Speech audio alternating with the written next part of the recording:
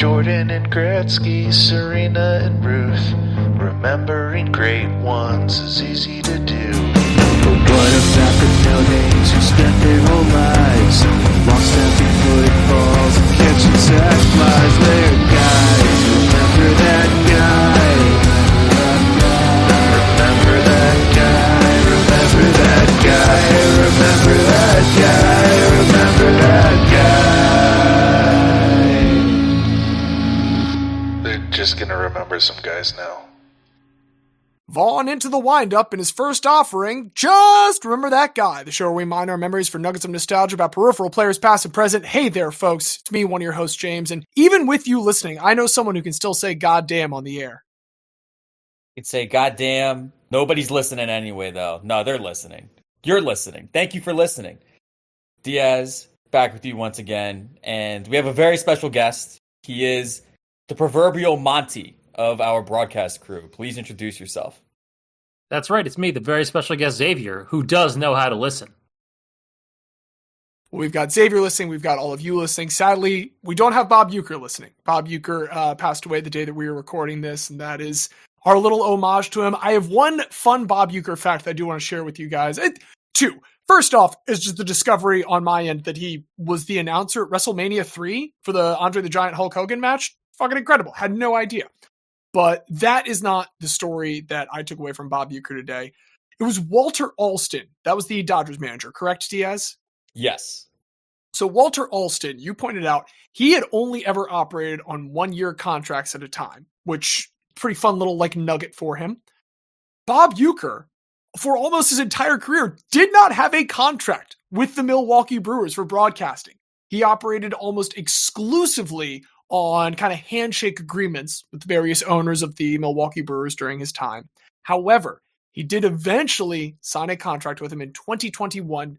Do you want to take a guess as to what he needed? It's a very American answer. I'm going to say... Beer. Yeah, the Miller Lite commercials make me lean like I just need unlimited Miller Lite. That is a very American answer. What we were looking for is health insurance. Health insurance is the reason he Jesus did. Fucking Christ. He had been getting it through all of his SAG-AFTRA benefits for years because he was also a pretty prolific screen actor. And so that had been his source of health insurance for many years, but eventually he did have to turn to the Brewers for that in 2021. So that was just a thing that I enjoyed finding out today about one of the greatest baseball characters ever, Bob Uecker. R.I.P. But enough of that downer. What's making memories for you guys this week? Well, I'm going to go with a tame intro into Italian soccer because I know Xavier has a little more on that. But there's something that caught my eye looking at the Italian table. For those who aren't aware, I did go to a Fiorentina game when I was over in Italy. I now consider myself a Fiorentina fan. I've not been able to watch a ton of games, but I am happy to report they're currently 6th in the table. They're doing pretty well, 9-5-5. Directly above them on the table in 5th place is the only undefeated team in all of Europe this year. Sorry, hold on. The 5th place team is the only undefeated team in Europe. In all of Europe. So, they're undefeated in the Italian League. English Premier has no undefeated teams. La Liga has no undefeated teams. The only undefeated team. I do have to burst your bubble a bit, Diaz, because I had also looked into this a couple days ago randomly. PSG are unbeaten in League One. That doesn't count. That's a fucking... Oil money. Just write it off. Oil money.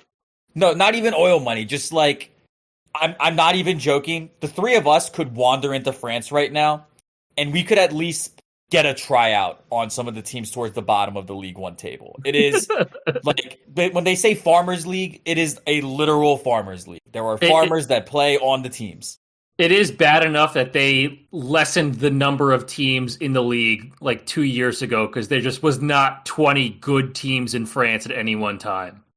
And also, I mean, come on, PSG. We all know whatever accolades they have, they're going to bottle them. It's not going to be good.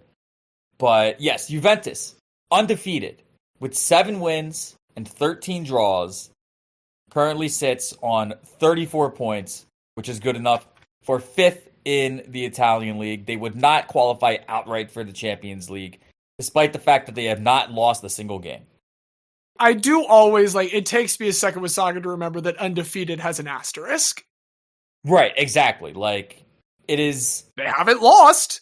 If we go back to the original, like, Roman, I think, of Invincible, it means that you have not been defeated. That's all You've that it not is. been vinced.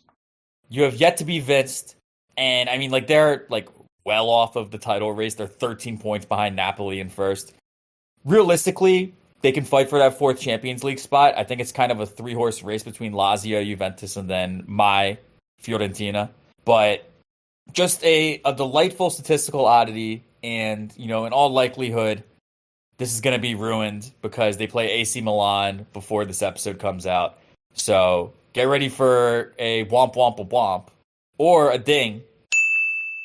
Who knows which one you just heard? I don't know, because we're recording before James put it in. But thanks to the magic of time travel and whatnot, you know, and I'm just thrilled to see this very silly team that has not even won close to half of its games is still technically undefeated, the best kind of undefeated.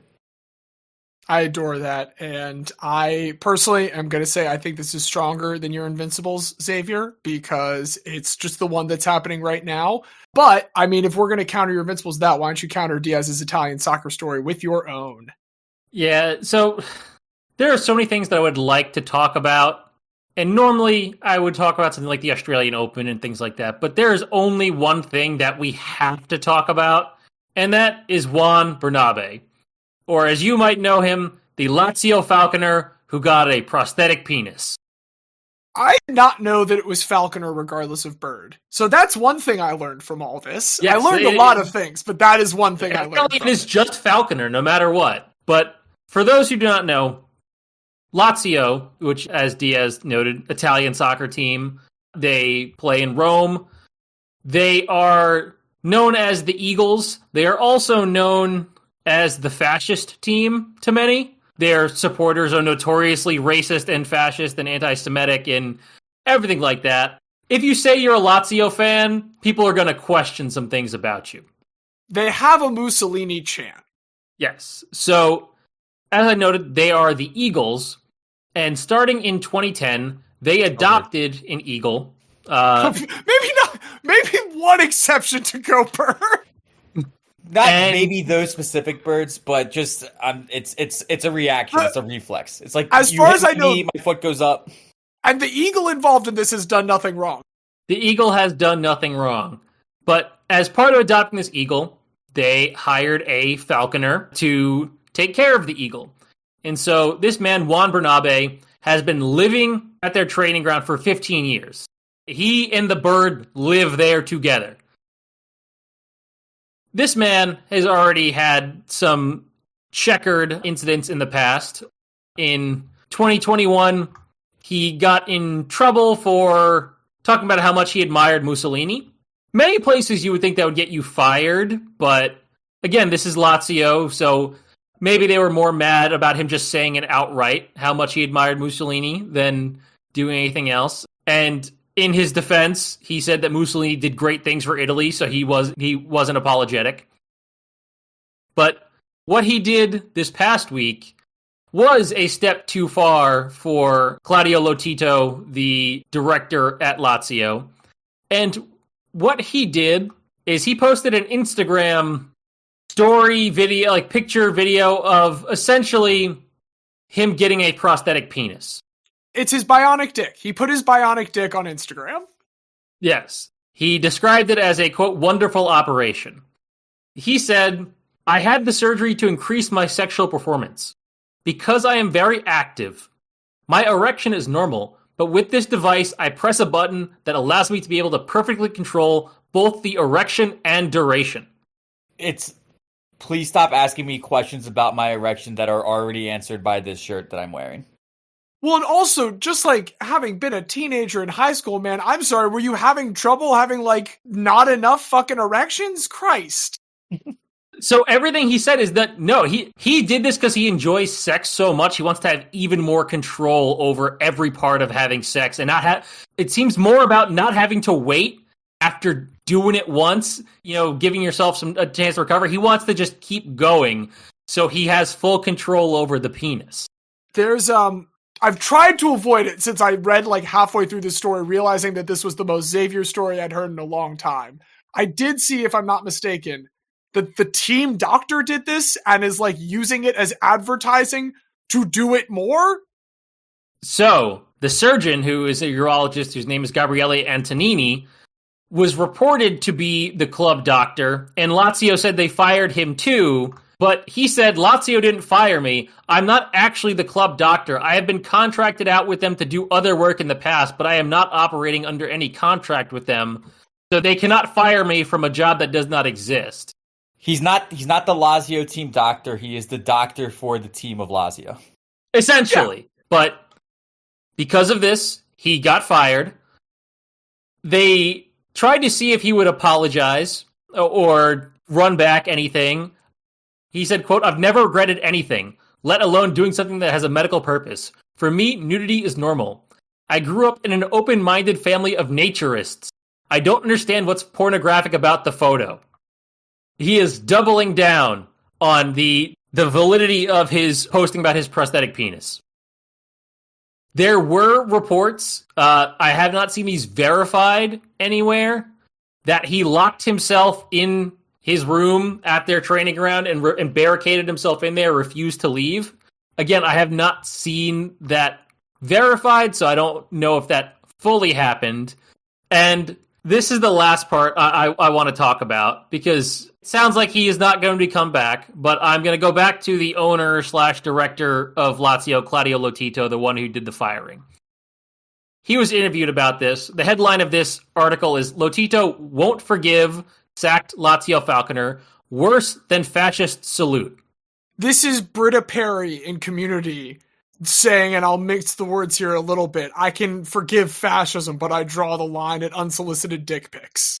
Yeah, and so this is in response to not only what happened, but also comments that Bernabe made during a radio show he went on with a Lazio fan, where he talked about how he's in an open relationship, has sex with all these different women, and has to ejaculate at least twice a day, which is why he wanted this. He wanted this prosthetic penis. The quotes from Lotito, the owner, are, quote, there's no forgiveness. Would you demand pardon after killing a person? I've been in football for 20 years, trying to extirpate some things from this environment. I want an ethic and simple football. Someone who behaves like this can't go to school to meet the kids. Our contracts state, whoever violates the club ethics must leave. He says he has an open relationship and has sex with multiple women. How can he represent us in the schools? He should represent a brothel, not Lazio. And then he said, perhaps the Roman salute, which is the fascist salute, is worse at your home, but not mine. Nobody complained about the operation, but he can't associate these actions with Lazio. So this owner is saying, I don't care about the fascist salute. That's fine. And also, I kind of don't care about getting the surgery and having all the sex with women. I just care about you saying it out loud because you can't associate that with our team. I love that is the response of the owner to this, where it's like, it's all about image control and not actually about anything this guy did, which is probably why this guy did it and thought he'd be fine to do it.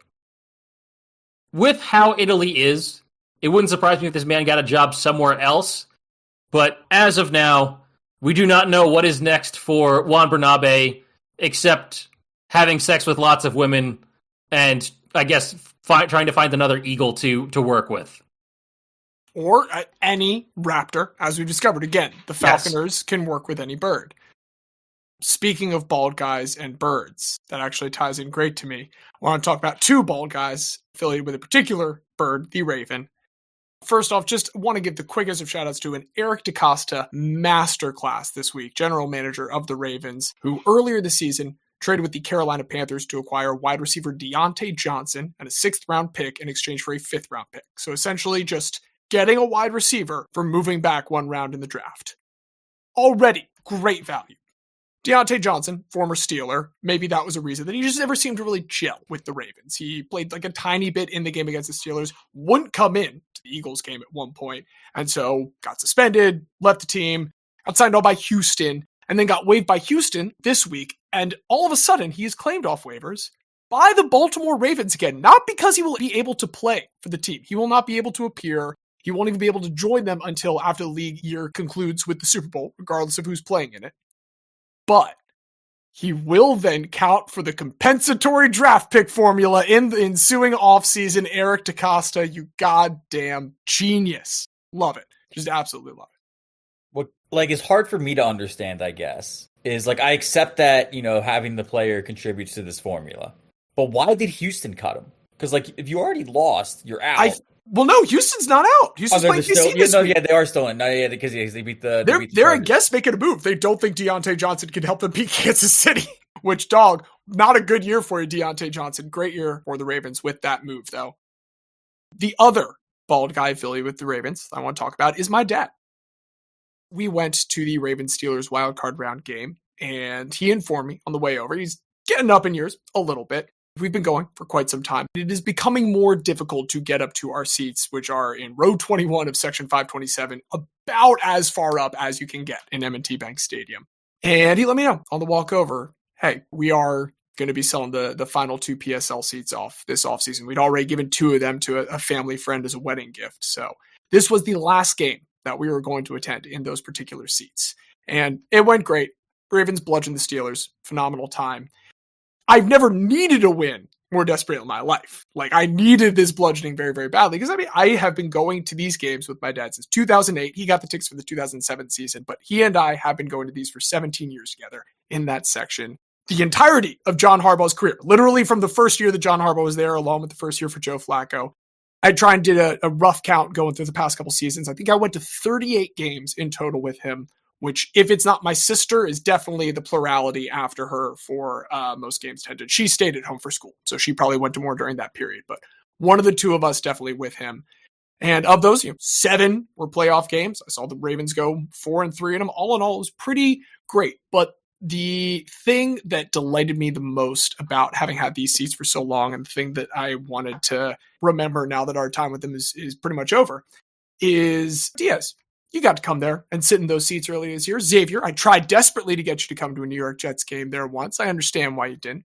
We've had plenty of friends. Between he and I and all of our family, we have had friends who root for Philadelphia, root for Pittsburgh, root for Indianapolis, for Jacksonville, New England, Chicago, Kansas City, the Giants, the Washington football team, Atlanta, Miami. We have gotten to bring so many people to those seats. And I'm glad that it was he and I in particular on that last one. But the thing that I am the most grateful for having had them for is the chance to not only get to see again in the range of 35 to 40 NFL games in my life. That is a enormous number. It's like probably 90 something percentile. I need to keep that in mind and know the privilege that I had for that. But what feels most privileged to me is the fact that I got to say, hey, you, Justin Diaz, Eagles fan, I am taking you to this game. It will cost you nothing. You are just going to come get this experience because I get to give that to you. And that meant the world. So what a phenomenal 17 years it was. That is what's making memories for me right now. Well, it's as much the community that you're able to bring into your seats as it is the community around your seats, because it's very often it's the same people getting the same seats every year. Like, you both know, I grew up on Delaware football. We went to every game. And, one of the things that Fever Pitch, I think, captured amazingly about the superfan experience is, when you go back for opening day, it's people you haven't seen in months, but they're basically family. Yeah. The real Fever Pitch or the American Fever Pitch? The American Fever Pitch. I haven't seen the original. It was based on Liverpool? No, Arsenal. It is the original Fever Pitch is Arsenal, specifically Arsenal in the 1989 season, where they had to go to Anfield the last game of the year and beat Liverpool by 2 goals to win the title. And in stoppage time, Michael Thomas scored to give Arsenal the title at Anfield, where the Liverpool players collapsed on the ground in shock afterwards. And, one of the most beautiful things about that moment is that as the Liverpool fans were crushed, they had people that they had experienced so much of that season and so much of the previous seasons with. They were able to have that community. And, yeah, I think that's what, honestly, even behind going to all of the games, or ahead of that, I should say, the coolest thing about it is, that community of people who, frankly, I don't remember any of the names of the people that sat around us at Delaware games. But I remember the guy and his wife that had the 2 kids that were about 3 years younger than me, the twins. I remember them. I remember the old guy 2 rows behind who always just yelled at the coach the entire game, but was otherwise an extremely pleasant man. All those little things are what make, Sir Bobby Robson said it better. I'm not going to say the whole quote, but basically a team isn't the owners or the executives. It's the people that go to the games. That's what makes up a team. I feel like I missed out, man. I never went to any sports consistently growing up because my parents hated New York City. Well, hey, at some point, you guys are going to get the Philadelphia soccer team, and then the 2 of you can begin families there, and you can spend many, many seasons together because there is something beautiful about those many, many seasons. But a multitude of seasons, as I understand it, Diaz, is not really what we're thinking about. It's not, and let me just say, first of all, season ticket holders for the WNBA Philly franchise, which of the entire clusterfuck of the Sixers arena thing, all the debate, so pointless that it just ends up being billionaires doing whatever the fuck they want. But if there is one good thing to come of it, WNBA to Philly, if I'm not working for the franchise, I will be a season ticket holder. It's one of those 2 options. And Xavier, you're more than welcome to go in on a plan with me. I think I would be down. I think we could have some good times there. But yes, we digress. The inspiration for our topic this week is earlier this week I was flipping through YouTube TV and I happened to see that Field of Dreams was on. I think there's a lot of things that you can criticize about Field of Dreams. I personally love the film, but if you want to criticize that John Kinsella had horrible throwing form for a catcher, or just the entire concept of wandering spirits finding peace by going to a random cornfield in Iowa, there's a lot of things you can criticize about it. But I think one of the everlasting parts of that movie, one of the things that makes it stick out to me is the story of Moonlight Graham, who was a very real person, toiled away in the minors, got his chance to be called up, and played in exactly 1 game in the majors, played in exactly 1 inning in the majors before his professional baseball career came to an end right there. While that inspired me, the category of guys who only played 1 game seems a little too narrow. So we will expand it into guys who only played 1 season at the top. For this topic, I brought a guy who played his 1 season at the top for a club that only spent 1 season at the top in its 146-year history. We're talking soccer, we're talking English Premier League, we're talking Swindon Town, and we're talking about Chalky, a.k.a. Steve White. I think I can guess why he's called Chalky, but I'll let you tell the story. You might be onto something, and we'll see if you're onto it as we get into it here, but Steve White was born January 2nd, 1959 in Chipping, Sodbury, England. And Not I just got to say, simply not a real place. Not a real place, and yet also a place that I need to see. And I just need to say, England has better town names than all of us. I'll never forget that on the Arsenal podcast, they used to talk about James Trafford being from Cockermouth and just saying he's the boy from Cockermouth. Without a hint of irony. Cockermouth upon Worcestershire, it's all so silly and it's also great. But Steve White from Chipping Sodbury, and there's not a ton available online about his early life. We can assume he loved football growing up. To just kind of give a profile of who Chalky is as a player. He was a striker. He always played up front, leading the attack, and he had a few different quirks that kind of endeared him to fans everywhere. First of all, his soccer shorts would make John Stockton blush. The amount of thigh that Chalky would show off while playing. And to be clear, Chalky, this is probably what you're hinting at, Xavier, his incredibly white thighs that seemingly were never affected by the sun that they were exposed to. They stayed pure white. So he had that quirk that he was known for that helped to contribute to the nickname Chalky. Also, the fact that his last name is White also kind of plays into it. His name is Chalky White, and he is pale, and I love him.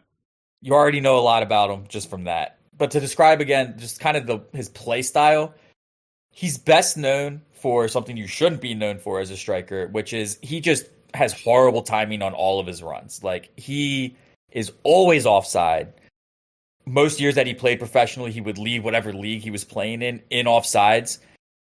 Because he was not the fastest of foot So he really had to rely on trying to get that first step, that little bit of advantage. And it often led to him just being way the fuck offside. And again, not really what you want to be known for as a striker. But these are kind of the characteristics that we know for Chalky. Where his documented history begins online is with his first professional season, playing at the age of 17 for Mangotsfield United in 1976. If you haven't heard of Mangotsfield United, that's because at the time they played in the Bristol and District League. If you haven't heard of the Bristol and District League, that's because the Bristol and District League sits in the 14th level of the English football pyramid. How deep do they go? Are they lower than 14th? That has to be the bottom. I think it goes down to 18. Jesus, that's too much football, guys. So, in theory, and granted, at some divisions, it's more of like, oh yeah, they're the 14th, but there's not the direct promotion to the 13th. But in theory, you could have a team in the 18th division that won 16 successive promotions and made it to the Premier League. But it would take 16 years for them to be able to do it, which is just like kind of a silly thought exercise to do. But as you can imagine, in the 14th level of the English football pyramid in 1976, there's not really good record keeping. We don't know how many appearances Chalky made. We don't know how many goals he scored. All we know is that he plays just the 1 year, and after that, he goes to Bristol Rovers. He had to have done pretty well because Bristol Rovers play in the second division of England. That's an enormous leap. Yeah, again, it would have taken 11 years for a club to make that leap. Chalky does it in 1 year. So, pretty impressive. He goes to Bristol Rovers, plays 2 seasons there, and across 46 appearances, he scores 20 goals. Not great, but good. Certainly serviceable. From that, he would transfer into Luton Town, where he played the next 3 seasons. And you may recognize the name Luton Town if you're a more casual soccer fan, because just last season, they had their first season in the Premier League. They very obviously were not there while Chalky was with them. They were playing in the second tier. He registered 63 appearances across 3 seasons and netted 25 goals with Luton. And in that final season, they actually did win promotion up to the first division, as it was called at that time. This is before the formation of the Premier League. So the first division is the top flight in English football. Luton wins promotion in that third season, but Chalky was out the door. He was already being transferred. So while he played a role in getting them to that spot, he himself did not play any games there. Except for this technicality that when he went to Charlton United for the following season, Charlton United playing in the third division, he did have 2 separate loan spells. One of them was to Luton Town. Played in 4 games, scored no goals. Doesn't seem like a significant part of the season. He scored 12 goals in 29 appearances for Charlton. So certainly had his most success with Charlton. Did, by technicality, play this season in the top flight for Luton Town. But it wasn't the Premier League at the time. It was just on a loan, and he didn't do anything. So I'm putting my caveats in now. But all that to say, he spends the 1 season technically with Charlton on loan with Luton for the little bit. And he actually goes back to Bristol Rovers. They're still in the second division, and it seems like he's going to make Bristol Rovers his permanent home. He spends the next 3 seasons there, and he scores 24 goals across 89 appearances. But towards the end of it, he's starting to slow down a little bit. And the manager went to him and said, listen, Chalky, we're not sure that we can afford to keep you on as a full-time player anymore, but we still love you. We still want to have you around, so here's the offer. You become a part-time player, and you make up the rest of your salary by working full-time in our commercial department. What do you say about that? And Chalky said, no, I'm still only 27 years old. I think I still have my best football ahead of me.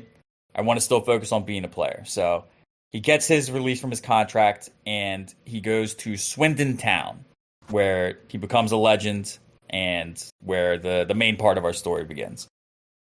Chalky spent 9 seasons playing for Swindon Town, from 1986 to 1994, with many memorable moments along the way. When he first joined Swindon, they had just been promoted from the 4th division up to the 3rd, and in his first season with them, he scores 15 goals across 29 appearances, which earned the Robins a spot in the 3rd division promotion playoff. We have a 2-legged semifinal and a 2-legged final at this point.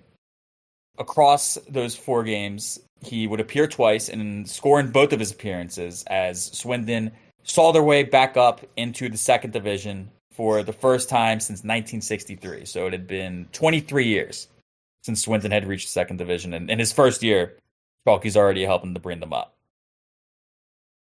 They remain competitive in the second division for the next couple of seasons, and this culminates in a very special run. Chalky scores 18 goals in league play, and Swinton finished fourth, which gets them into the promotion playoff, which is, to clarify, for the promotion playoff at all levels of English football. It is the teams third through sixth in that division.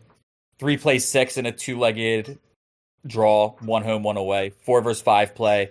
And then the 2 winners meet at Wembley, the most famous stadium in all of England, to play their one game to earn promotion.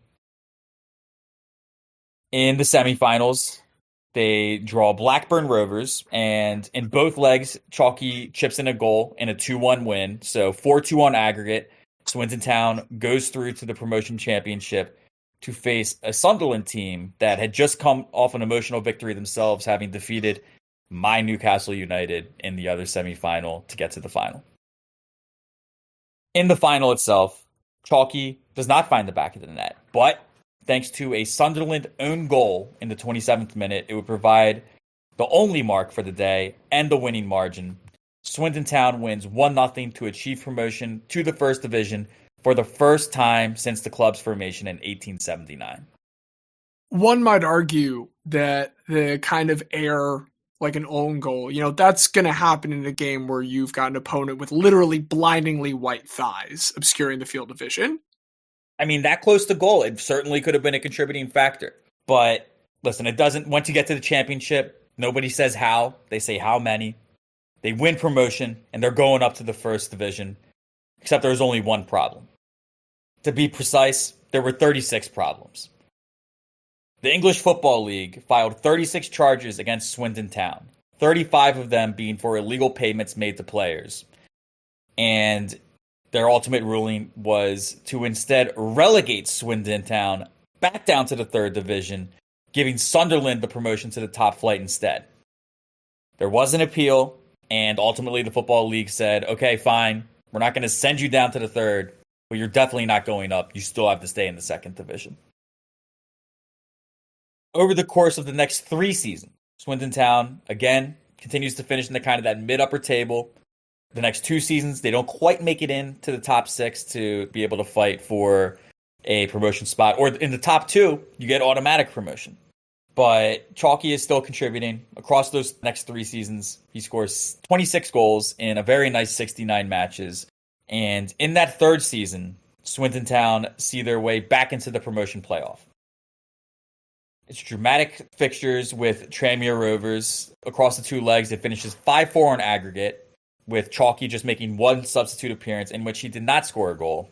But 5-4 on aggregate, Swinton Town goes through. They have not made any illegal payments to anybody. This time it's for real. If they can get it done, they're going up. They're playing in what is now the recently established Premier League for the first time. Again, because I kind of fast-forwarded a bit with the years, Chalky was 27 when he signed with Swinton Town. He is now a 35-year-old man, which is, strikers can kind of hang around a little longer than, like, say, midfielders who have to do a lot more running, but he's getting towards the end of his career. Particularly, like, if he was a guy who, at his best, was leading the league in offsides. I'm guessing you don't want to keep an over-the-hill striker that long. Right, and yeah, like, if you can imagine how slow he was that he had to wander offsides in his physical prime, you can kind of imagine what it's like now. But we're back at Wembley. It's Swinton Town. It's Leicester. And these 2 teams are going to face for the final promotion spot up to the Premier League.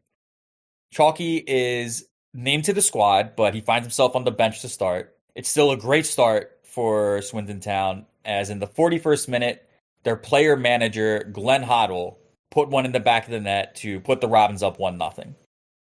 Coming back out of the halftime break, in the first 8 minutes, they score 2 more to take a commanding 3-0 lead. And this prompted a midfielder for Swinton Town by the name of John Monker to say to a Leicester player, "Light me up, I've got my cigar ready." As you can imagine, Dummy.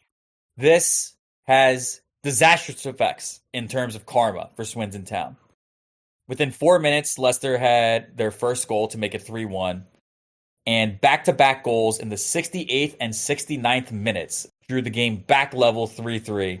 The Swindon Town end, all of their fans, they can see it happening again. This is a team that has been at the brink of promotion before, had won promotion once before, being then denied their promotion in a courtroom. The fans have seen this story before. They're feeling it again.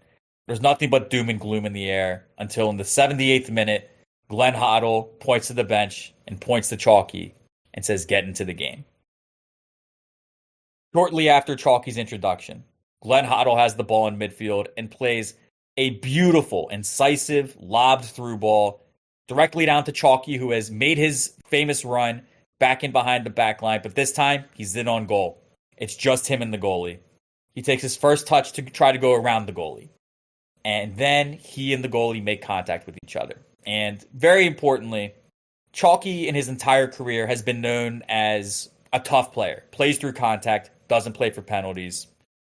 And that might have been why the ref completely bought this blatant dive that Chalky had just done and pointed to the spot. I'm going to send you both the clip of it right now. You be the judge. But I from my view, it was a pretty bad dive. Knocks it long for White, and White steals in and goes down, and it's a penalty.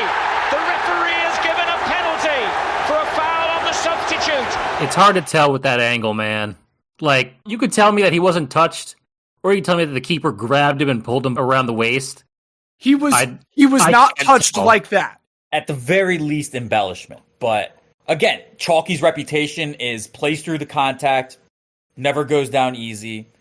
Awkward, for sure, but not somebody that goes down easily. But whether he was touched, whether he was not, to this day he maintains, hey, I don't go down. Like, I was fouled. If I could have stayed on my feet and gotten the shot off.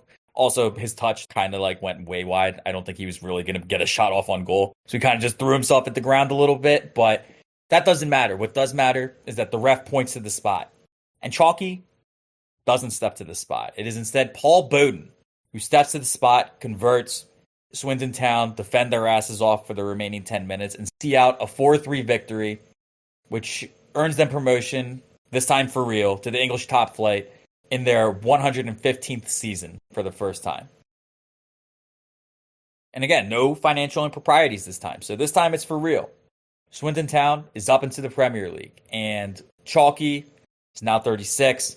He's not the first choice striker. He's not the second choice striker. But he's still in the squad, again, due to his leadership.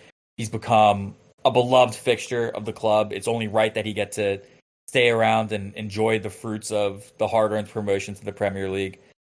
And he does appear in 6 matches in the league, but fails to find the back of the net in any of them. And Swindon Town finished bottom of the table by like 10 points. Really not particularly close. They are relegated straight back down to the second division. Chalky is coming to terms with who he is at this point. He recognizes, I definitely can't compete at the Premier League level. I was still kind of fading out even in our last season in the second division. But I do still want to play. I still think I can contribute at some lower levels. So he requests and is granted a termination to his contract after 9 years with Swindon Town. Made exactly 200 appearances for the Robins and scored 83 goals across those 9 seasons. But again, the story's not over. He still wants to play. So he goes to Hereford United, which play in the 4th division of the English pyramid. And as these things always seem to work out, in the EFL Cup, Hereford United are drawn away to Swindon Town. And for the people who don't know how this works, these are literally like every team that's in the competition, you're randomly assigned a number, pull out 2 ping pong balls. These are the 2 teams that are playing. So fate saw to it that Chalky would have a chance to go back to the county ground, as it's called at Swindon Town, and be able to put in one last performance. And sure enough, he does find the back of the net for Hereford United and gets a standing ovation from not just the away fans, but all of the home fans in attendance as well.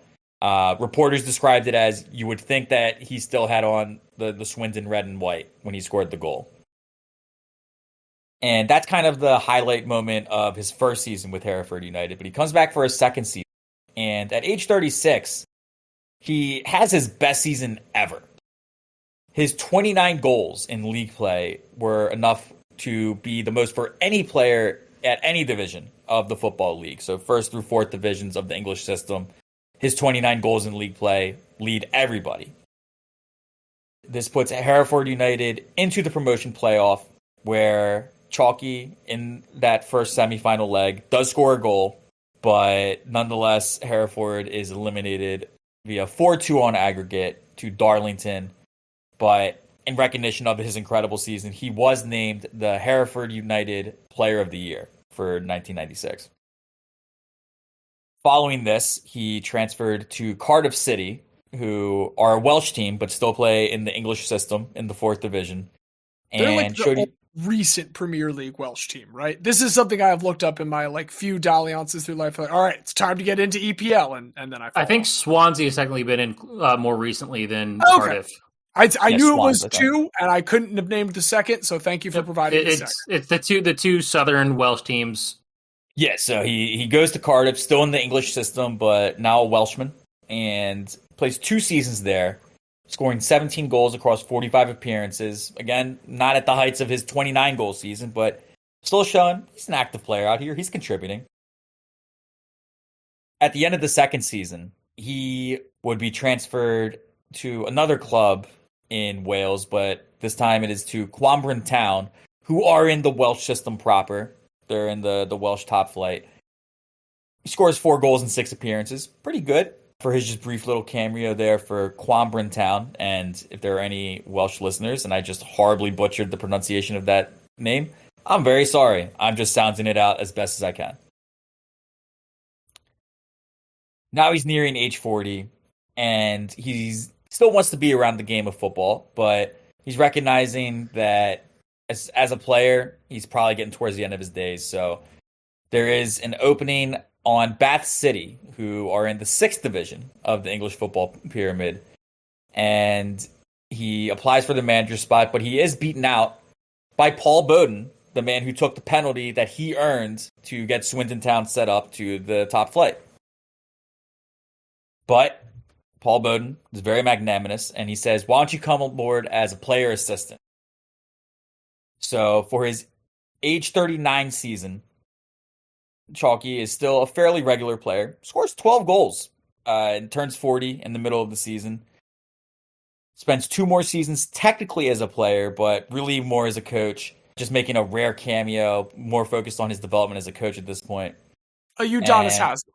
Yeah, very much the Udonis Haslem role. Like, if one of these young kids is start acting up, like, Chalky's going to come in and slap the shit out of them, keep them in line.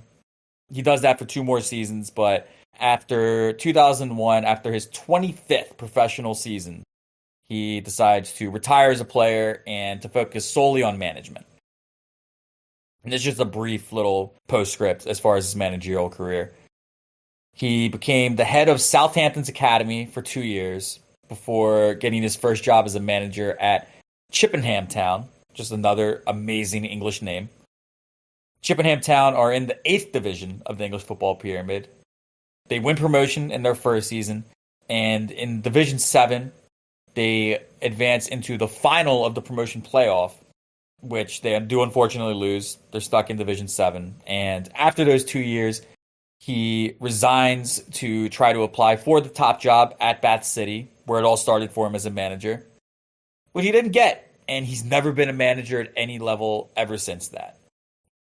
Still very involved in the game. He, at most recent report online, which is about 4 or 5 years ago, was a scout for Southampton.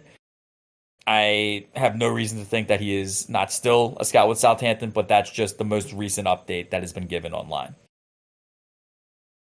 If you ask any Englishman what makes their country the best for the sport, most of them aren't going to point at the Manchester Derby or all the different rivalries throughout London or the passionate fans in the Northeast. They will instead insist that the incredible support up and down the pyramid at all levels, whether it's the Premier League or if it's a 7th division team, attendance and passion amongst the fans is equal at all levels throughout that. And when we look at the career of Chalky, Steve White, we see just how important the game is, because if we think about him from a macro sense, Steve White will not be found on the list of goal scorers in the history of the Premier League. Not a single goal he ever scored. His most significant contribution to the Premier League was winning that penalty that he then didn't even get to take. He didn't even find the scoring sheet in this game that was the most famous in the history of Swindon Town.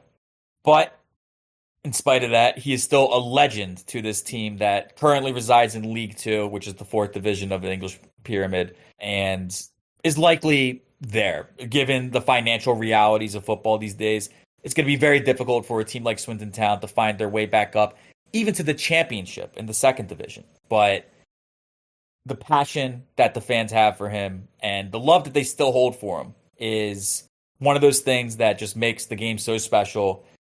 The fans love him so much that when they had a vote on club legends, he is rated the number 2 legend of all time. The most for his era, but there was, and I got to get in my little Arsenal dig here, Xavier.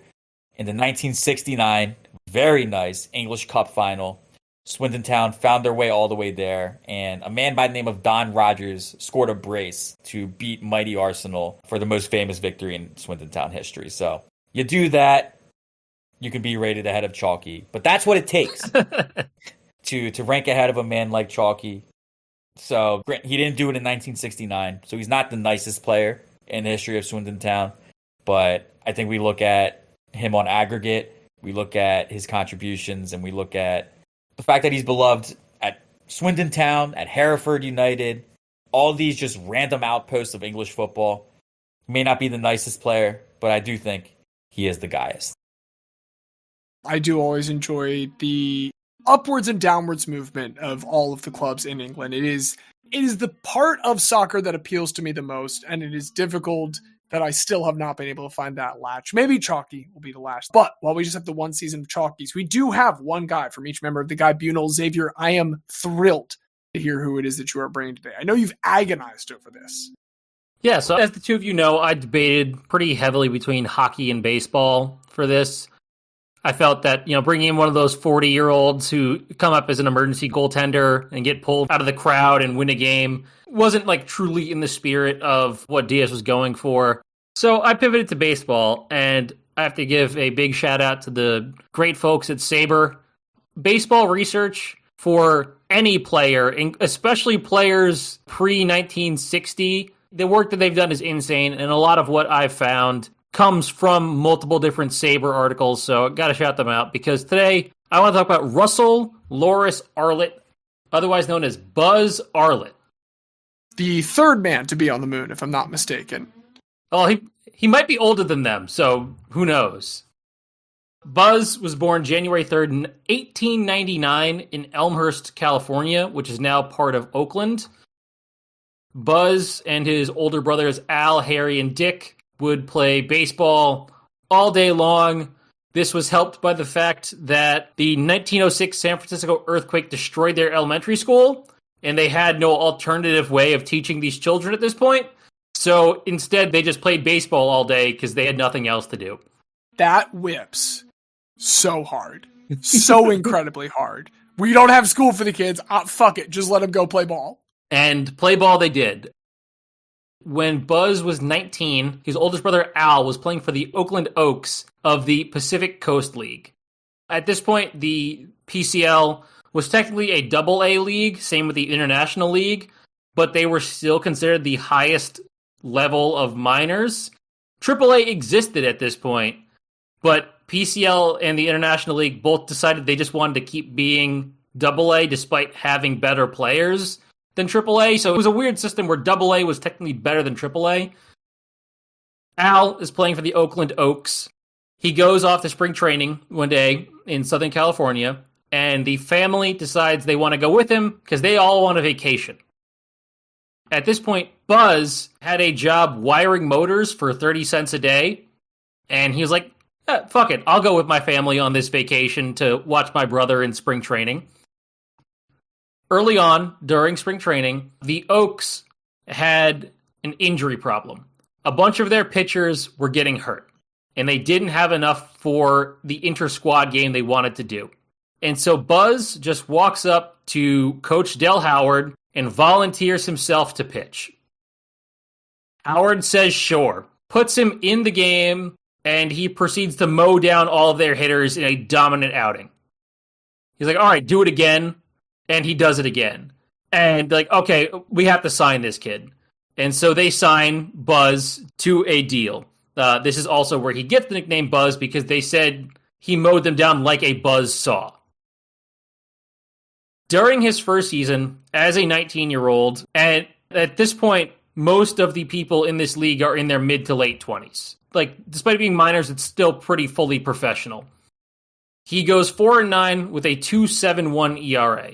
So not bad at all for this first season. The next season, he goes 22-17 with a 3.0 ERA. In the year after that, he goes 29-17 with a 2.89. If this seems like a lot of decisions, it's because it is. The Oaks played about 200 games a season at this point. And had what, like 4 starting pitchers? Yeah. So he pitched 427 innings in 1920 alone. Just fucking... And like the number one thing that I think... Sorry to go off on this tangent, but the number one thing that I think indicates that like any baseball player today would whip any old baseball player's ass is the fact that you were not throwing hard if you could throw fucking 427 innings. You simply were not operating on the same level as pitchers today. No, not at all. Like, he only had 100 strikeouts in one of the seasons where he pitched 55 games and 300 plus innings. Like, it's not even 2 strikeouts a game. That is not even 2 Ks. His career average for strikeouts a game is 2.5. So, like, that is the type of pitching that we're talking about. It's not power pitching. But it is still an insane amount of innings to put on your arm. He had a relatively poor 1921 season, and this is possibly due in part to the fact that baseball banned the spitball, which was his top pitch. But he bounces back in 1922 with a 25-19 record in a 2.77 ERA and 374 innings. He's 23 at this point. You would think that a higher league would want to take a shot on him. And the Cincinnati Reds had sent a bunch of scouts there. Apparently, they were called ivory hunters at this point, where scouts would try to find dumb guys who were good because they thought it would be the easiest to sign. It's not racist, but it's not nice. No, they wanted big dumb guys, which they thought elephants were, and so they thought the players were ivory and they were the ivory hunters. So ivory hunters were jockeying to see Buzz pitch, and the Reds wanted to sign him. But before a deal could be finalized, Buzz blew out his arm. And at this point, there's no Tommy John surgery. There's no, ability to kind of fix things. And so the options Buzz had were really, okay, quit baseball and do something else. But he didn't want to do that. He said, I want to play the outfield instead. And the coach said, I'll give you a shot. I'll let you do it. So they put him in the outfield. The problem is his right arm barely works. Again, they can't fix this. So he can barely lift his arm. Dominant arm. Like, this is me showing my ass a little bit on American surgical history knowledge. Do they know what injury happened, or do they just know, like, his arm's fucked? They just know his arm is fucked. Okay. So because he can't use his right arm, and his, like, range of motion is fully destroyed, he instead practices hours and hours on end how to hit lefty. So this is a 24-year-old man who's already pitched 260 games and never hit left-handed, but he just keeps practicing. And in 1923, his first season as a position player, he hits .330 with 19 home runs and 101 RBI. This is pretty good. Like, again, there's not a lot of power hitting in baseball at this point, whether in the majors or the minors.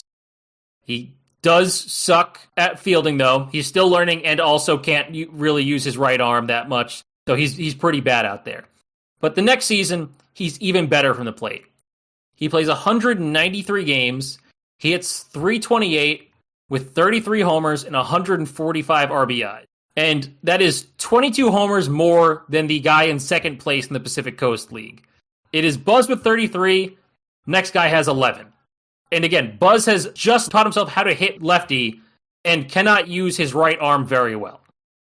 Also a general indication that any player sent back in time would waste all of these dudes. Oh, yeah, definitely. And With these numbers, MLB teams started looking at Buzz again. They had stopped after he blew out his arm. They couldn't sign him as a pitcher, but now they were looking at signing him as a hitter. And the Cardinals sent a scout to watch him play. Unfortunately, in the game that the scout was sent to, Buzz misplayed a fly ball so badly it hit him on the head. And the scout went back to St. Louis and told the team that he would lose them more games in the field than he would win at the plate. And that kind of scared off every team for a while. The next couple of years, he just continues to rake at the plate. In 1926, he hits .382 with 35 homers, 104 RBI, and he chips in with 26 steals too. And after this, the Brooklyn then Robins also attempt to buy him. And this time it's super close. They have a trade, because there were trades between the majors and minors at this point. And so they had announced a trade of 3 players plus $25,000 for Buzz.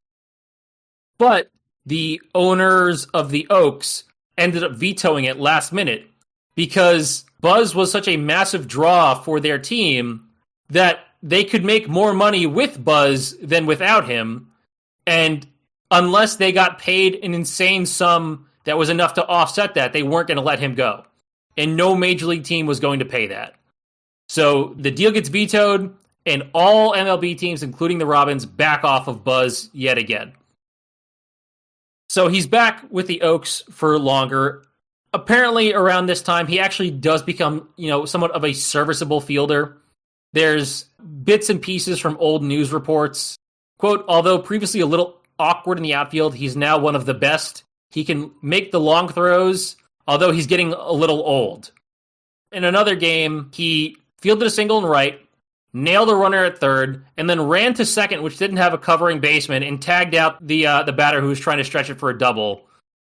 He also knocked himself unconscious diving for a ball once, where he made the catch, crashed headlong into the cement base of the bleachers, holds onto the ball, but gets knocked fully unconscious.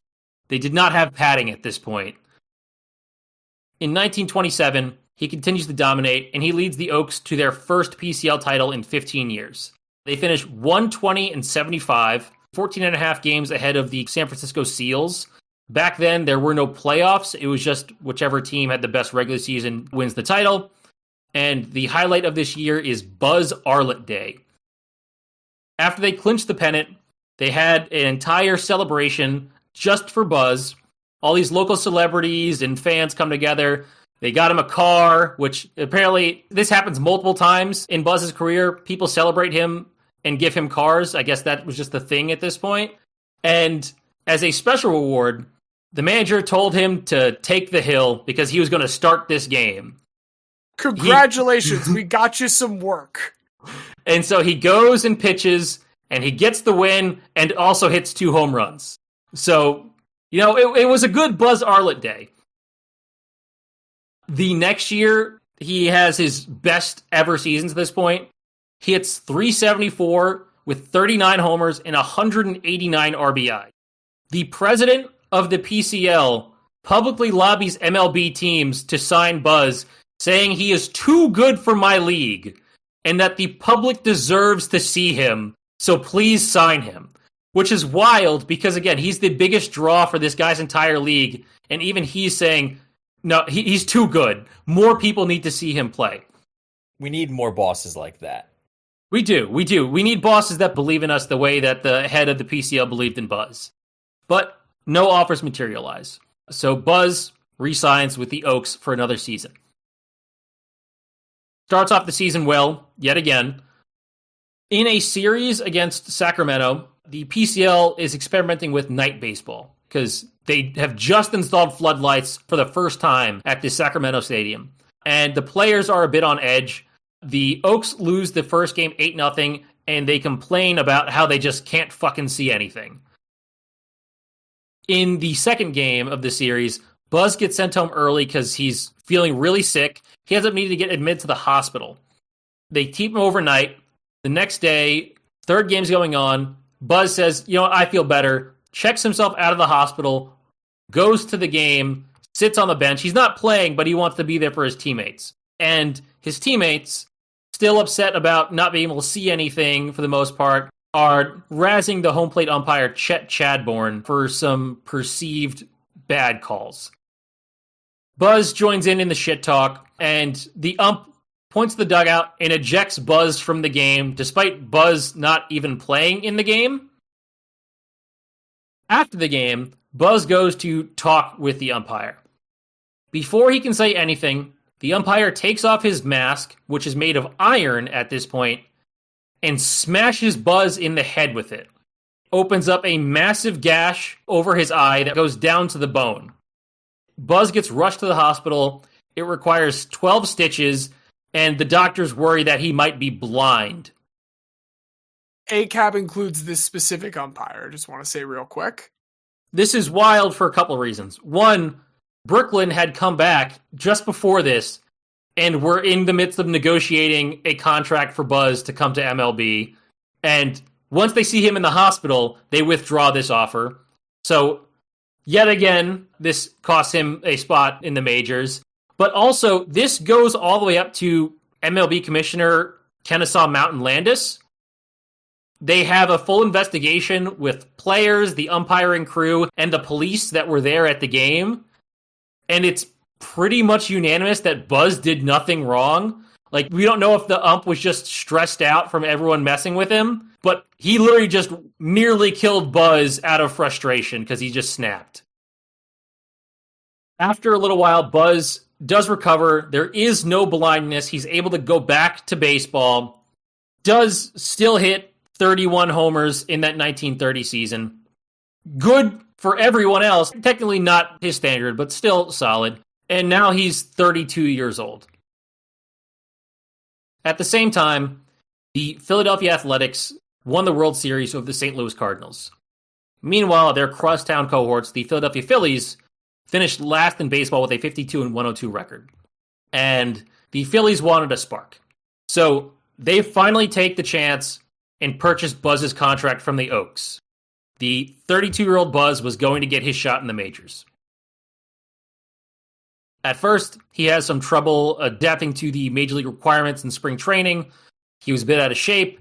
There were concerns about his bat, which he named Big Bertha, which was 44 ounces in weight compared to the standard 31 to 35 ounces for major league bats.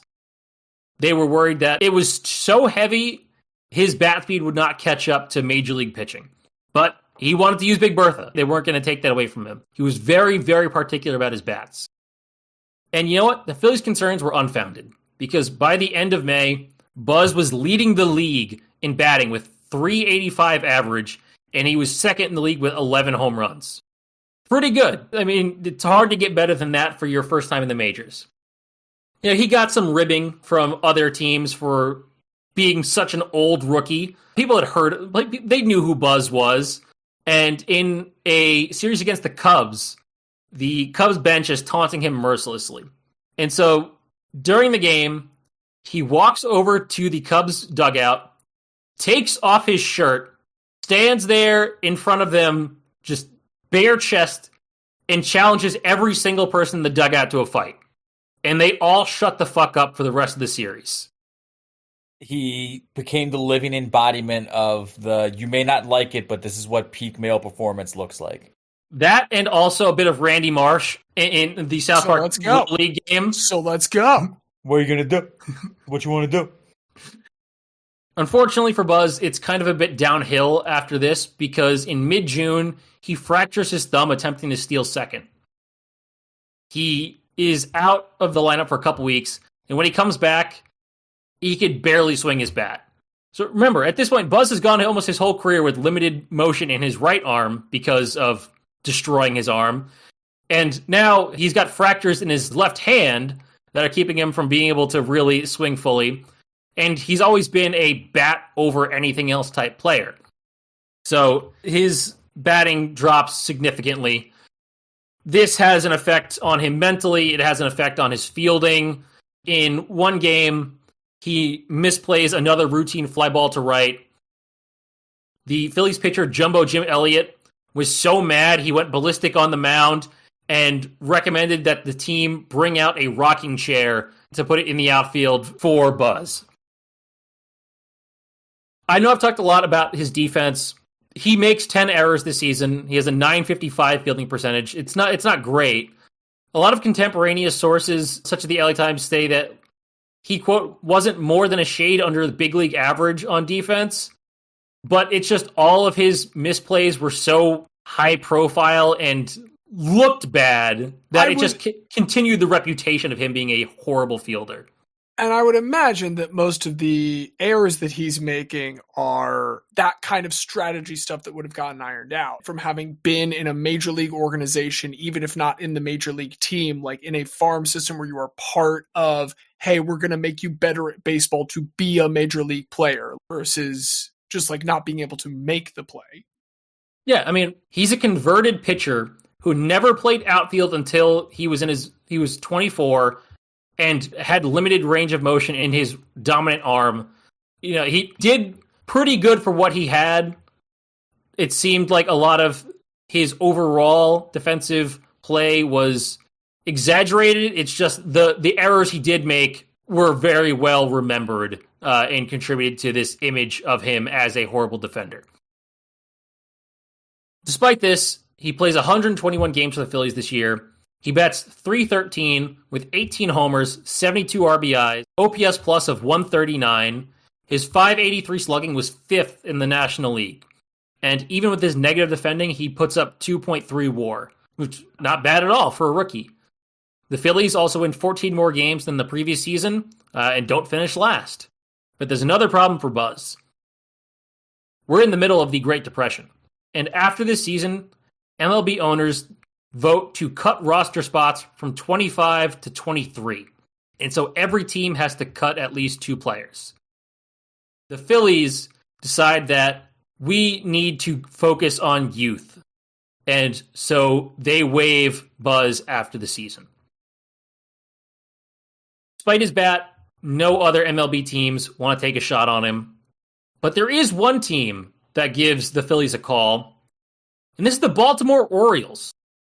Not James's Baltimore Orioles, and not the Yankee Baltimore Orioles. This is the other Baltimore Orioles, the International League, the International League Orioles.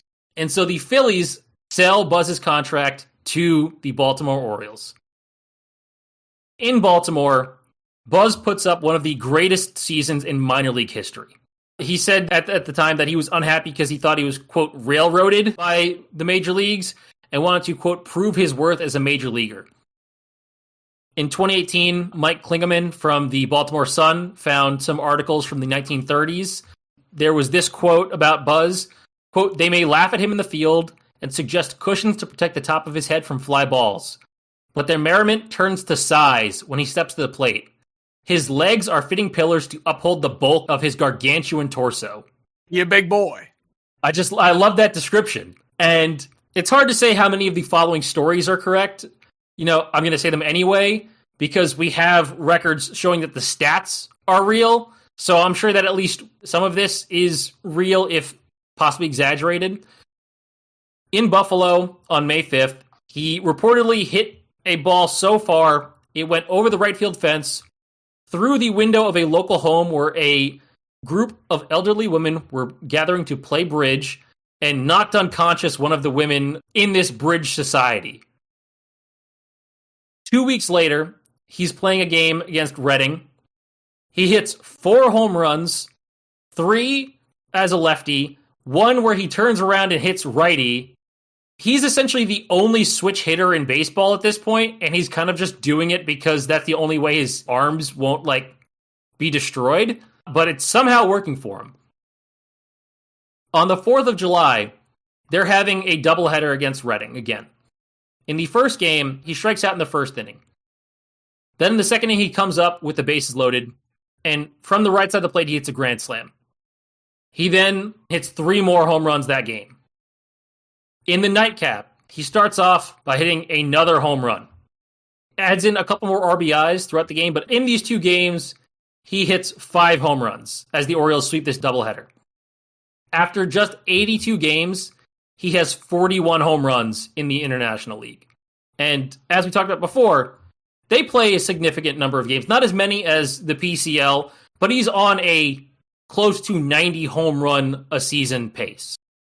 And with these numbers, once again, a major league team is interested in signing him.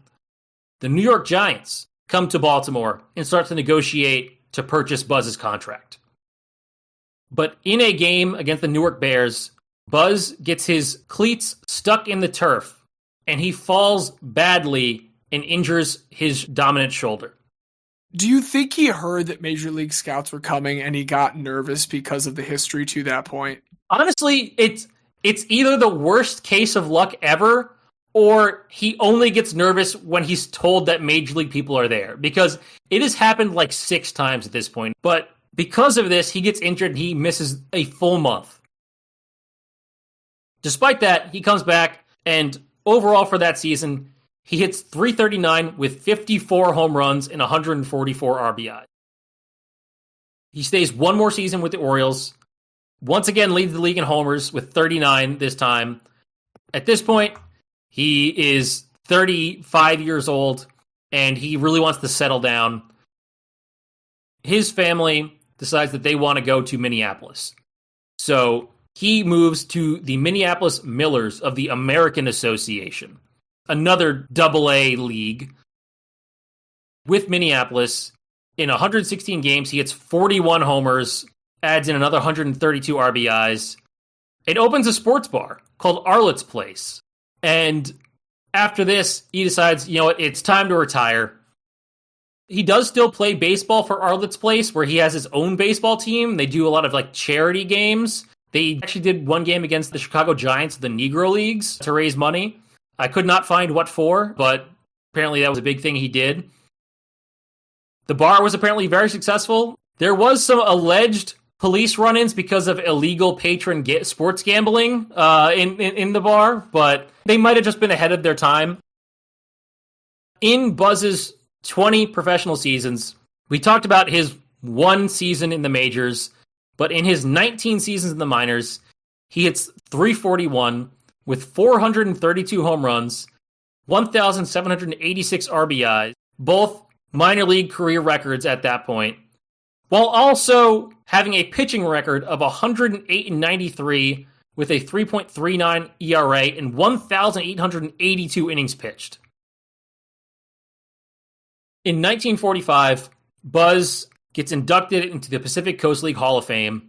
A year later, Oakland brings him back for another celebration.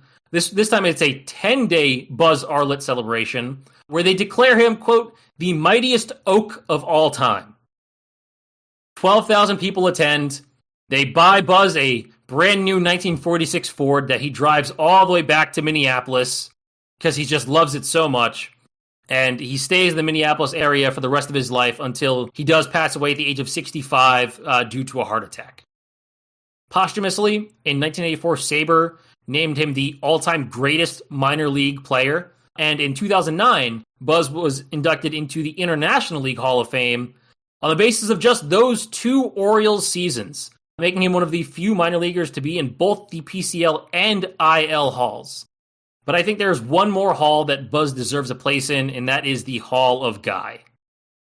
Orioles legend Buzz Arlett. It is a compelling case. And Phillies legend. There we go. The I-95 pipeline was strong with Buzz. The I-95 alliance has always been strong, man. No, that was great. I mean, like, what if Babe Ruth couldn't pitch anymore because of injuries and not because of the Yankees, and also spent his entire career in the minor league? Delightful, truly. I love this category because on its face, it is about these incredibly brief careers, but they are all like icebergs. Like, each one has all of these years of prep and toil that we've been talking about hidden underneath. And like, the question that kind of naturally comes up is, why is it so short? You know, what is all of that underneath the water, and why is only this coming up? And that is what we all are trying to dissect with these this week. But let's keep some things underwater for now and just hit the tip of the iceberg to begin with for my guy, Matt Kinzer.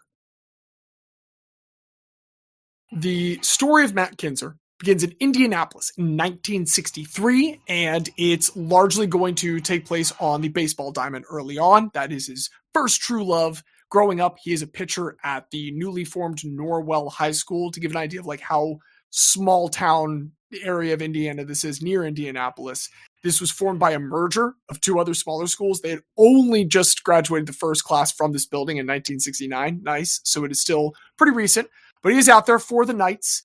Pretty good for what it's worth. He is the first player ever drafted into MLB from the Cleveland takes him in the 6th round in 1981, but he decides it's going to be best to go back to school and try and build up his stock a little bit. But the problem is, while he is a perfectly fine pitcher from an Indiana high school, that is not exactly an archetype that's setting the recruiting world on fire. But he has an ace up his sleeve. One day on the fields at Norwell, Kinzer and a friend were kicking around a football. Kinzer, a bit competitive as evidenced by his baseball career, was trying to outdo his friend, trying to really boom this thing. And the high school football coach sees them. It's like, hey kid, have you ever considered punting? And so it turns out Matt Kinzer is a pretty good punter. His junior and senior year of high school, he leads the state of Indiana in punting and is getting a decent chunk of college attention. Michigan's Bo Schemblecker tries to recruit him to the Wolverines. Arizona State's Darryl Rogers tries to get him to join the Sun Devils. But football is not the goal. Rather, it is the means to an end. And what matters to Matt Kinzer is where can he play football and baseball. There's only one school that is giving him that option. So he goes to Purdue to become a Boilermaker. The Boilermakers at this time are coming off 3 straight years of at least 9 wins. From 78 to 80, they had gone 28, 5, and 1 during that span. Pretty good run. And they immediately fall off a cliff as soon as Matt Kinzer gets there. But the good news is if you're a team that's going 11, 21, and 1 over the 3 years that you're there, and you're the punter, you probably get a good amount of chances to punt. And indeed, he does. In his freshman year, steps in immediately as the starter. He averages 4 kicks a game, 38.8 yards per punt that year, 1981. The next year, 51 punts in 11 games, clearing 40.4 yards per punt, 2,058 total yards on the season. And then in 1983, the thing is, he's not amazing with his hands as these balls are coming at him. So while he's a solid punter, Purdue does start to bring in another guy to take some of the reps, Walt Drapeza. I need to take a second to say, I have never come across a guy in any of these stories whom I could find so little on as the person that he shares punting duties with in this 1983 season, Walt Drapeza. There is like nothing, dog. There's only a couple hits on newspapers.com. There's like a couple LinkedIn profiles and stuff. Walt Drapeza is, I know there's stuff out there, but it is astonishing how little. Anyway, this junior year is his last year because following this, he's been a solid baseball player the whole time. He has managed to get his stock up a little bit, and he is drafted by the St. Louis Cardinals. Now, I wanted to make it a little bit suspenseful which St. Louis Cardinals he was drafted by. This is unfortunately right after the Cardinals moved to Phoenix for football. So it is the St. Louis Baseball Cardinals, and he's taken in the MLB draft. He's gone all the way up to the 2nd round here in 1984 after his college career. And he starts his pro career immediately after being drafted.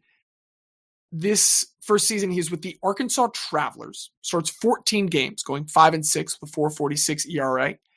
And then he's sent down the next year to a pair of single A teams in Springfield and St. Petersburg, both named the Cardinals still. Continues to make his way back up to Double A Arkansas in 1987, but then a different opportunity presents itself. I want to rewind for a second back to 1982. This is after there had been a 3rd major NFLPA strike. The NFL Players Association lasting 57 days this time in their strike. And this eventually reduced the regular season from 16 games all the way down to 9. And during those 7 weeks where the NFL didn't have games to play, they tried a bunch of alternative programming. They tried to do some D3 football. They had John Madden and Pat Summerall calling D3 football games. Couldn't draw ratings. They got a broadcast package of some CFL games. They all ended up being blowouts, just coincidentally, couldn't draw any ratings. The NFLPA eventually fails largely with this 1982 strike because a bunch of players are just not financially able to outlast the league. This ends up leading to a change in union leadership and leads to a new collective bargaining agreement, CBA, in that year that's going to last for 5 years. And the reason that I take a moment to mention 1982 specifically is because this is going to lead the NFL to realize that should another work stoppage ever occur, they have to put some kind of NFL football back on TV as quickly as possible. And so 5 years later, in 1987, when that next CBA does expire, the NFLPA Executive Director Gene Upshaw now responds to pressure from the players to lead another strike. They are largely fighting against the NFL's free agency system, or more or less lack of a free agency system at this time. This is going to end up canceling a week of games, but immediately after this, the league's like, we got to get something out there, having remembered their lessons from 1982. They're not going to let this dead air last for long. And so beginning in week 2, they start to have official NFL games with rosters largely made up of replacement players. As someone who works in a labor museum and recently voted on union membership, I feel like it is my obligation to say that all of the players that participate in these games are scabs. All of the leftovers from the USFL, which had just gone down, they are scabs. The members of the recently shuttered Montreal Alouettes that formed a lot of these rosters, they are also scabs. The vets that crossed the line, like Mark Gastineau, Joe Montana, Doug Flutie, Howie Long, they are scabs. But I do also think it is worth keeping in mind that a lot of these guys are being offered maybe the last chance they will ever get in this sport. But you know what's okay, James? I already had Damian Miller in the unaired pilot, and he was also a guy in that very same position of technically a scab, but also a career minor leaguer who might not ever have had a chance to do it. So that's not disqualifying just being a scab. I'm not trying to say that it is. I just want to say that I do think it's important for us to mention, hey, you should not cross a picket line. But Kinzer does. He is in a tough place with baseball right here. 1987 was a bad year. He is not going to be getting a chance as a starter like he has to this point for much longer. They are probably going to have to convert him to reliever if he's going to have any chance of hanging on. And so he's worrying about that. He's worrying about if his offseason coaching job is going to pay the bills. And this is when an old college teammate at Purdue, Roosevelt Barnes, he's a linebacker at both Purdue and Detroit now, calls him. And this is actually in this offseason prior to the strike that he calls him initially. He says, hey, we don't have a punter right now, and they're doing open kickoffs, open tryouts. You should come by and try it. He says, Rosie, I haven't put my right leg above my ear hole for 3 years, dude. But he decides he's going to give it a chance anyway. And Barnes really pushes for him to get this shot. The head coach obliges because the Detroit head coach at the time is former ASU head coach Darryl Rogers, having come over after that ASU stint, and he remembers recruiting this guy. So he hears the name. He's like, you know what? Yes, while we're giving all these other punters a chance, I'm going to give him a shot as well. So they're practicing the Detroit Silverdome. Rogers says, hey, here's what you got to do. If you can put a ball over this chain that's hanging from the rafters, you can walk up to owner Ford's office. You will sign a contract immediately there. So he does. He manages on his 4th try to get it over there, walks on up, gets the contract immediately before the strike happens. So he figures, you know what? This was a cool experience. I got to try out. I won't get to make the league. Moves on until they start calling in the replacement players. And he is pretty early on brought on as the backup, willing to take that, willing to take pretty much anything he can get.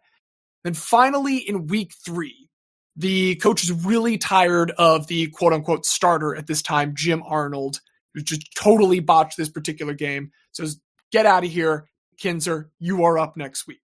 So it's week 5, game 4 of the season, and the 0-3 Lions travel to Green Bay to take on the 1-1-1 Packers. What a perfectly balanced record. It's worth mentioning, he's been practicing indoors. This is going to be a cold, windy day at Lambeau Field, so not necessarily the ideal punt debut location. But he's thinking, you know what, this is going to be like riding a bike. I'm going to step out there. It's going to be the same as everything. And at first, it does kind of feel that way as he takes the field. And then the adrenaline starts wearing off. And it is cold, and his knees hurt really badly.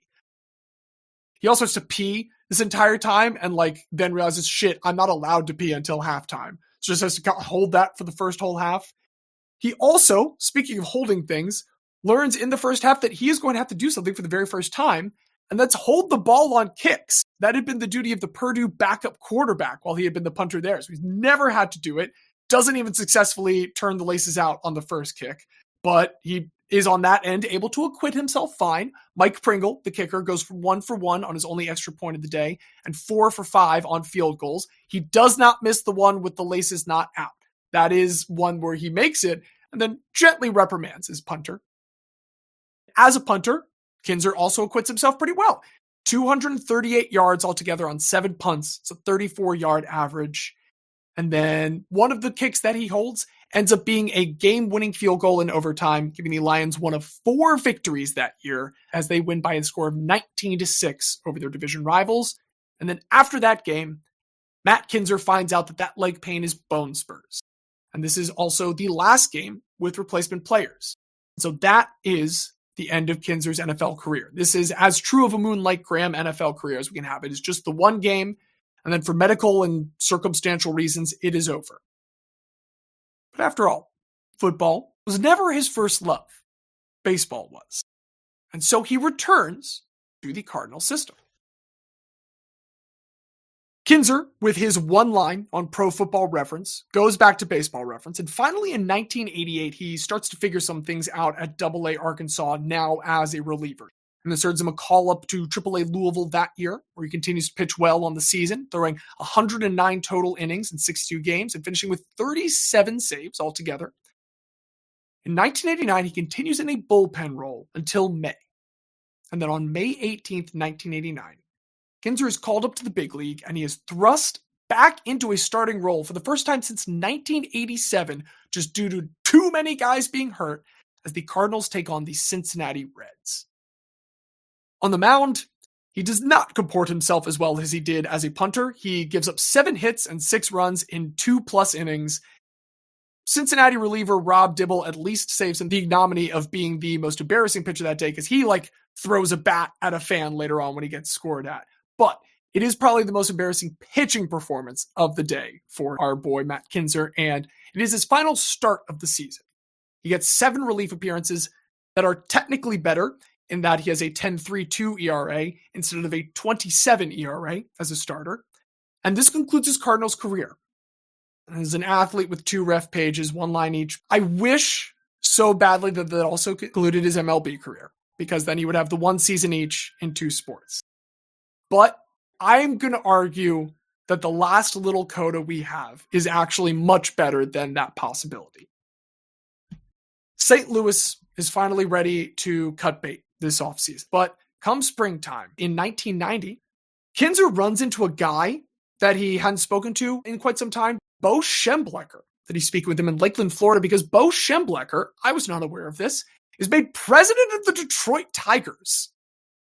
Yes, this college football legend is now the president of a baseball team who was traded to acquire Matt Kinzer, and he busts his balls, much like Darryl Rogers did, about how he wouldn't play for him back in college, but he's there to play for him now. He doesn't make the opening day roster. But about a year after his Cardinals debut, it's now May 26, 1990, injuries once again force him up onto the roster. There's a day where the Tigers are just getting blown out by the White Sox. It's brutal. He comes in to mop up 3 earned runs, 3 hits, 1 2/3 inning pitched. He is sent back down after this. He never makes another appearance. This one is his last one ever.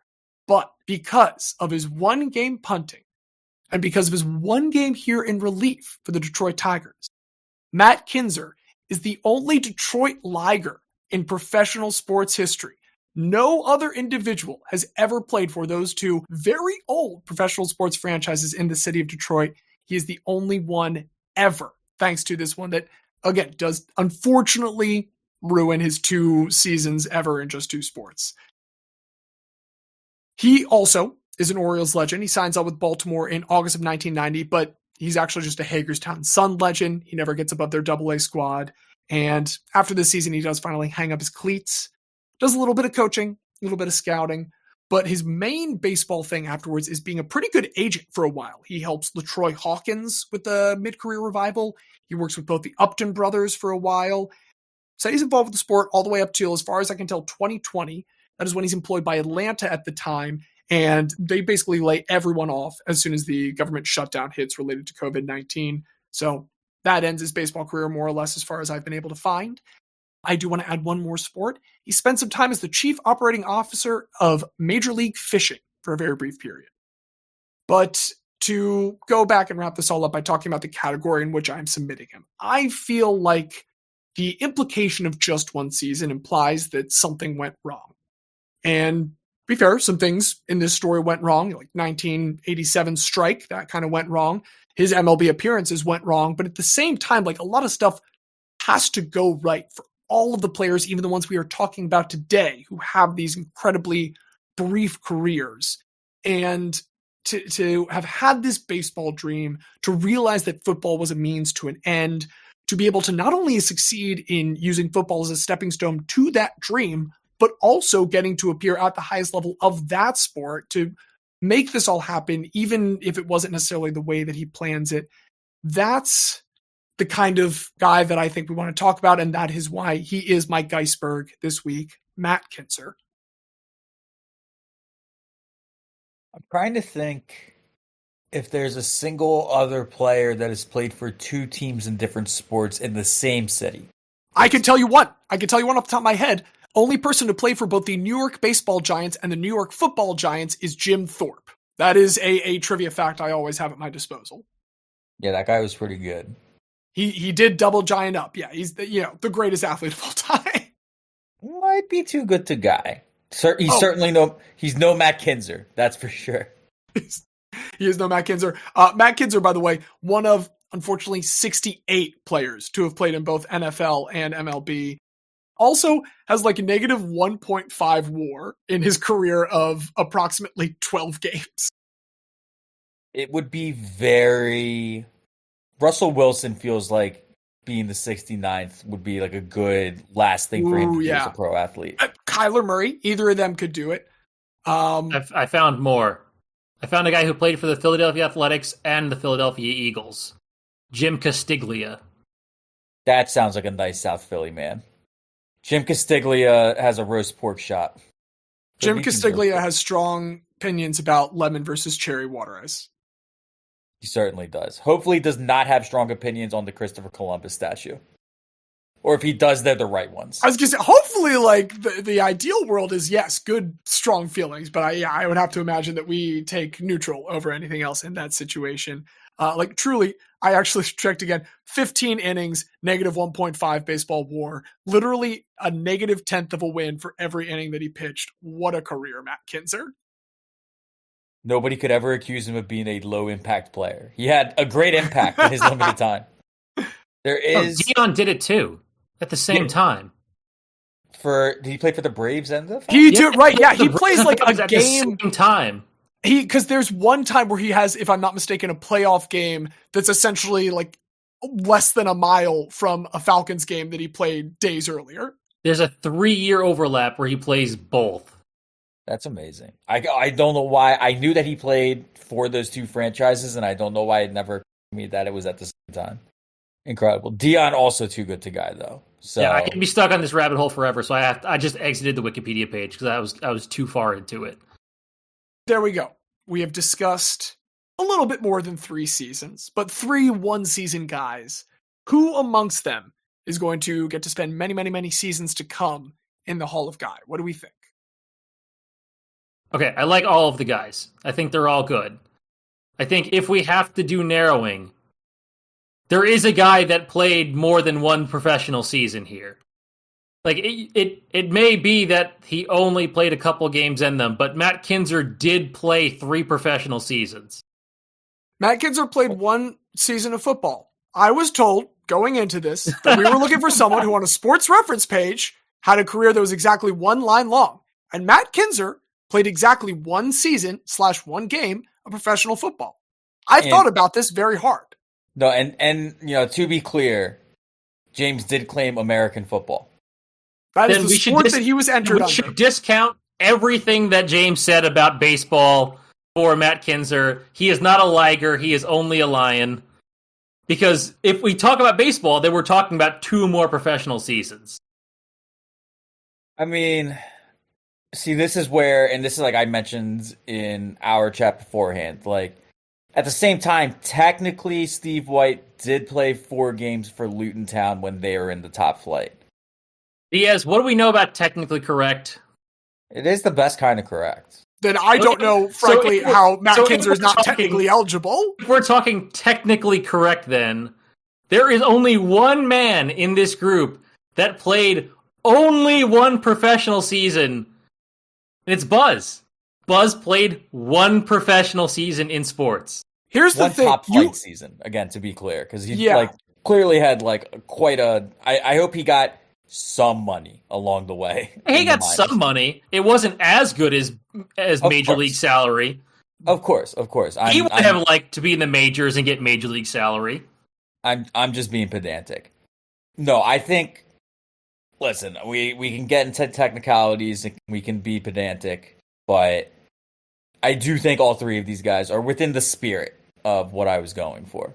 And Xavier, I'm going to be honest, like, I was pretty heavy in the camp of Buzz Arlett, in particular the fact that his inability to have more than one season was, like, kind of so repeatedly unfortunate. It was a like, perfect storm of things. For sure. Anything But that now could that go you've tried wrong- to disqualify our guys, I am staunchly anti-Buzz. I'm sorry, you fully turned the page. I knew that was going to happen, but I had to do it anyway because... No, you did!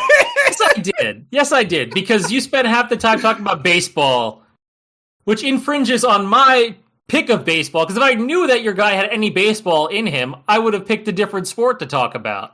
I tried to, like, edge it towards hockey as you were saying it. You could have just said your guy played baseball too, and I would have. No, been I couldn't have, because then I would have given away that he played multiple professional sports, and this was the joke of it. You see? And that's the thing. The biggest point of your presentation is not that his sports I reference played page has one football season.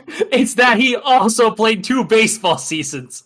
You would not have talked about him if he also didn't play 2 baseball seasons. Here's what I would say. The fact that it's only the one game in the second season has to be a mitigating factor. Like, showed up, got shellacked, went back down, au revoir. Cut weeks later, and then never even gets to AAA again. Like, the Hagerstown Suns are not even the Orioles AAA team. Look, I goof, and I do truly, like, I'm very attached to Matt Kinzer now. And had there not been attacks on his character, I might have gone a little bit more towards the other baseball playing individual. I think I'm going to go with my number 2 choice at this point, which is probably Chalky White. I feel really strongly about Chalky White. I really enjoy that it is so tied to the team. And again, that is something very inherent to the sport. That is kind of like my assumption of what you were going to do the second you said it was soccer. And that is something so beautiful that, like, it is not even necessarily, yes, it's in the back of his mind. Oh, I would love to win the league. I would love to get promotion, but it's not as though you're going out on a daily basis and trying to do that. It's not like when you're with a minor league baseball team or doing tryouts with the Detroit Lions trying to say, like, I want to be on a professional team at the highest level now. It's like, look, I'm doing my job. I'm obviously trying to win. And as a result, if we win, I will also get this thing. And he does this one time. And they do what often happens. They immediately lose and bow back out of that top flight. But much like Buzz, it is this, like, capstone to a distinguished career to that point. And I'm now morally opposed to Buzz, so it's got to be Chalky White. I did reverse engineer this, to be perfectly clear. I went to teams that have been in the Premier League, and I reverse sorted by number of seasons. So instead of, City, United, all at the top, Liverpool, we went down to the ones, and I was very close to Glenn Hoddle. The fact that he was a player manager and, had the leading goal and was, like, for all intents and purposes, the leader of that team. But Glenn Hoddle had played, like, 3 other seasons in the top flight before he arrived at Swindon. So he didn't feel like a Swindon man to me. Chalky White felt like a Swindon man. Xavier, do you want to apologize to Matt Kinzer so I can consider you on equal footing for a moment? I apologize to Matt Kinzer because he did play only one season in the sport that you chose. I also... And what is the best kind of eligible? Technically eligible. There we go. No, I'm just kidding, guys. It's the greatest minor league baseball player of all time. It's fucking Buzz. Like, I loved Chalky White. It's fucking Buzz all the way. Xavier technically apologized, which is the best kind of Fuck.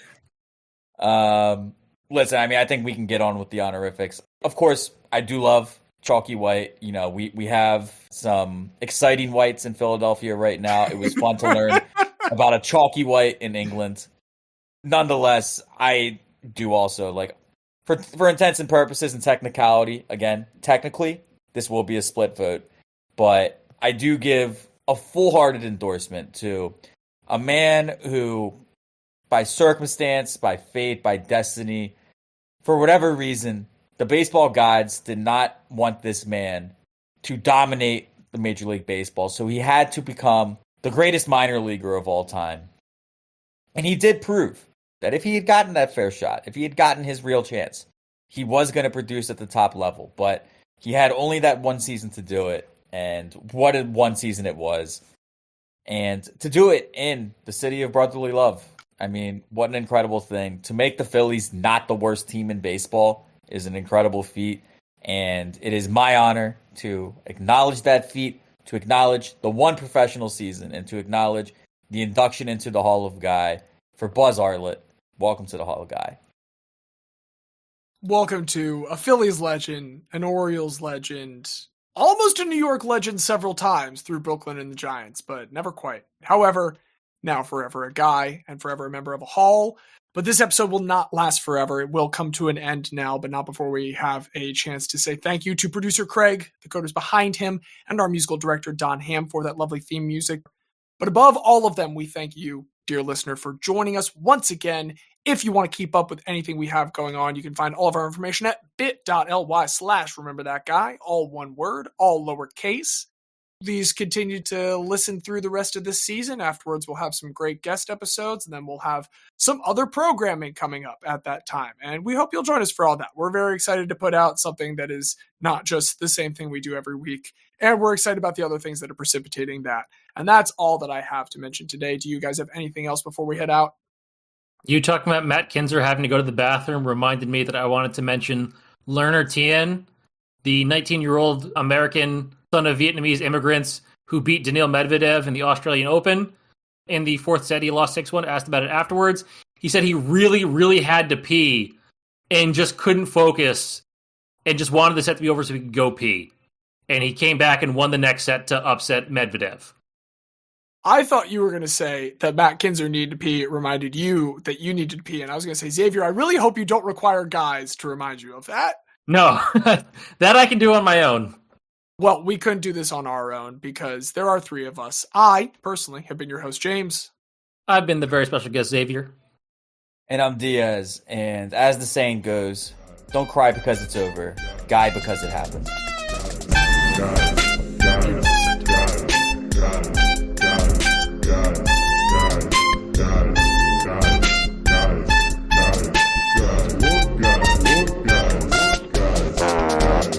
They also still haven't shown up. Jesse volunteered to take over downstairs, but they still haven't fucking shown up.